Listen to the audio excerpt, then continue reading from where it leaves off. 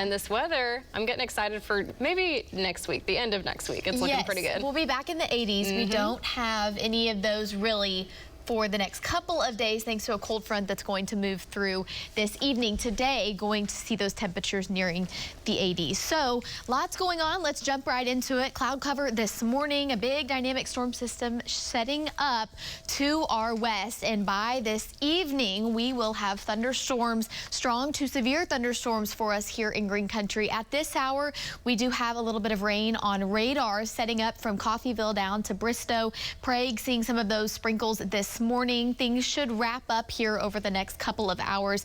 Scattered showers will be possible throughout the afternoon. And then, of course, our big main show arrives this evening after dinner time. So here's the dry line. Here's the low pressure system. Thanks to all of that wind, we have that low pressure system to thank. Those winds really strong out of the south behind the low pressure system, and then out of the north to the west of that low pressure system.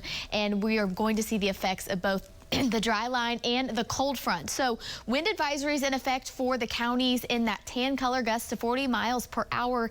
That expires tonight at 7 p.m. and winds pretty gusty at this hour. 41 miles per hour in Pawnee, 21 for us here in Tulsa. We've died down a little bit, but those winds going to continue gusting throughout the day. Temperatures right now in the upper 60s, low 70s, and we warm up nicely today, like I said, into the upper 70s, some topping out in the 80s. But that cold front that moves through as we head into tonight, that is what is really going to impact those temperatures. And my graphics, there we go. Highs today top out in the upper 70s, low 80s. We were freezing there for a second. And then that cold front moves through, and we're going to see those temperatures in the 60s to start our week. So here's the storm zone for tonight.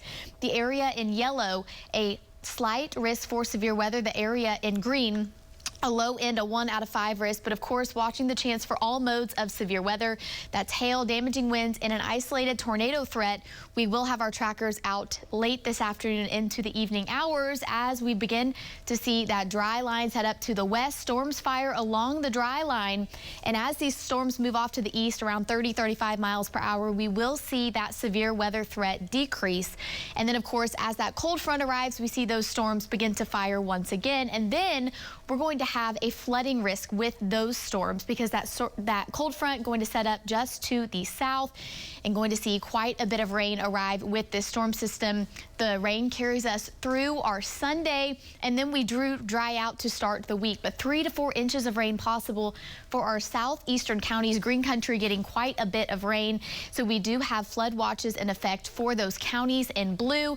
Tonight temperatures will be on the cool side, but still a little bit warm and a little bit warmer than average. And then, like I said, temperatures cool to start the week. 60s for our Sunday, 60s for our Monday as well, below average for this time of year. Sunshine returns to start the week, and then we are back in the 80s by the end of the week. Our next chance for rain arrives on Thursday. So be weather aware and stick with us through the evening.